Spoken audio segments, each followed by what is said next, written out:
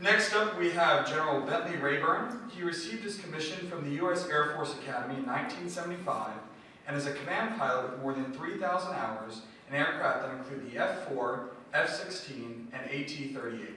Rayburn earned a Bachelor of Science degrees in Mathematics and Basic Sciences from the U.S. Air Force Academy in Colorado Springs. He also earned a Master's of Arts degree in Political Science from Georgetown University. Since retiring in 2006, General Rayburn has served as President of Colorado Technical University in Southern Colorado, as well as President and CEO of the Homefront Cares. General Rayburn.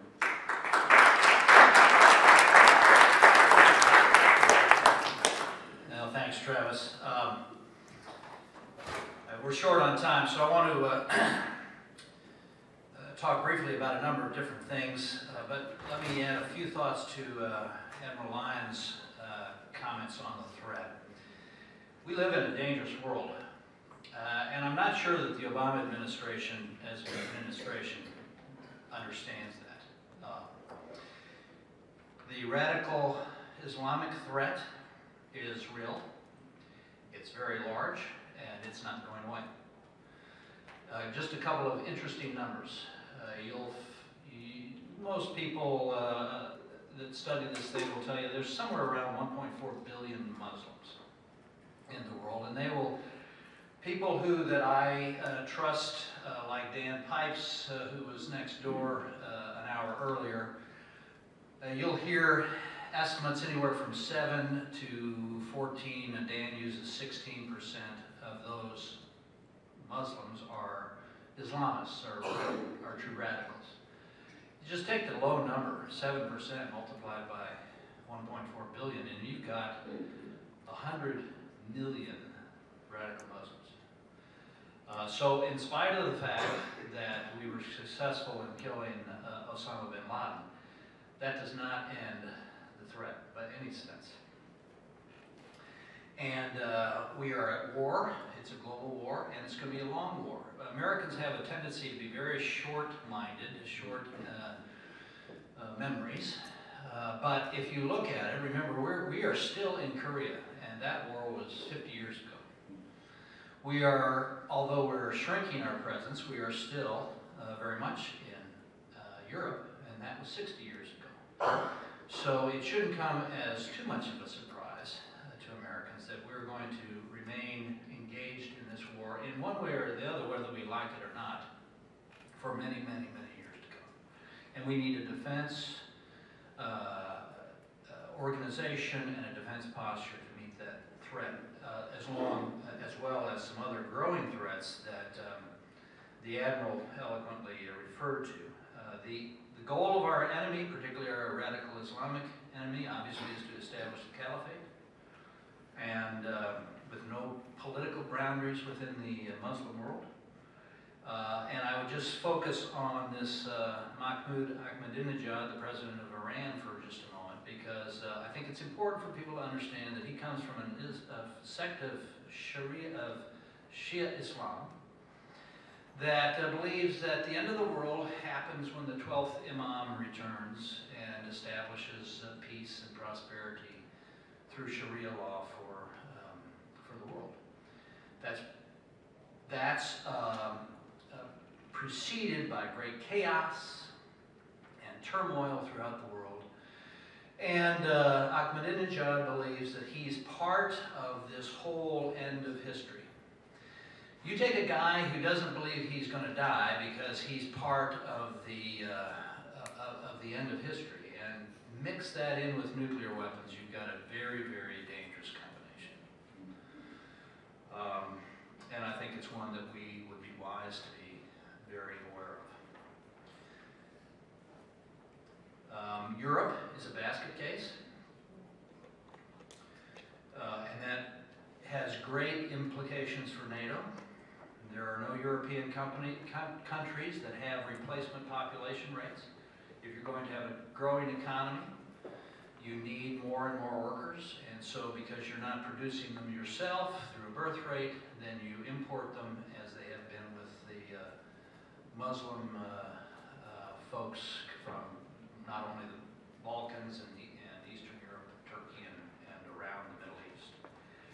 which, as we have seen, has destabilized parts of Europe, very localized parts of Europe for brief periods of time. But I think as the history goes on, we'll see more and more of that and growing and spreading. And when you look at it strategically, if you could possibly imagine a stable Middle East, that's what we would refer to in military terms. The center of gravity for me always keeps coming back to Iran and Iraq, because whether you look at it politically, whether you look at it economically, whether you look at it religiously or culturally, though that is the real center of the Muslim world, geographically as well. Other nutcases, well, we've got this guy in, the new guy in North Korea, Kim Jong-un. And again, I think one of the most telling pictures that you will see, if you will Google night satellite photo, Western Pacific or Asia, you will see a picture taken from the satellite at night. You will see the outline of the countries because of the lights of the countries. Japan is just as clear as can be, China, and then there's this big bright light bulb called South Korea. But it appears as an island because, of course, it's got water on 3 sides and it is completely dark to the north. There's this little faint dimmer where Pyongyang is, but basically there's nothing there when it comes to looking at modern economies. So you've got a country who is desperately poor, except for the elites, who has growing technology in nuclear weapons and nuclear weapons delivery systems, and realizing that they're in a situation that they would be more than happy to sell it to any 2-bit dictator with little oil money or some radical Islamic factions. They may not have the capability now, but certainly you can't say that in 10 or 15 years they're not going to have the capability with longer range missiles. And you put the capitals of Europe under the threat ring of a medium-range ballistic missile launch from Iran, and you completely shift the balance of power in Europe, in my opinion. And the other thing that I would just say with regard to the Air Force budget in particular, and I think Jim may talk about specifics, but kind of comparing it to some of the notes and numbers that the Admiral gave, we will in 2013 buy fewer aircraft than we have since 1916 when we were flying Curtiss Jennies. We bought more airplanes during the Great Depression than we will next year.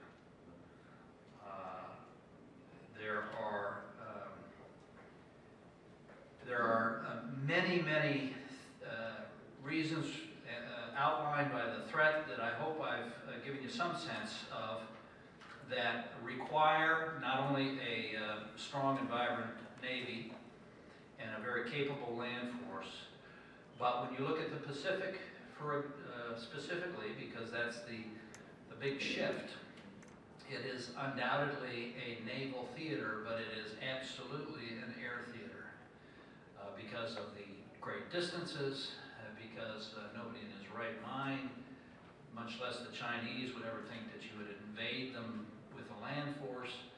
And so the capabilities of the Navy and the Air Force are air power, not just the Air Force, but naval air as well, are crucial to maintaining a viable capability that the Chinese will pay attention to. Thank you, Travis.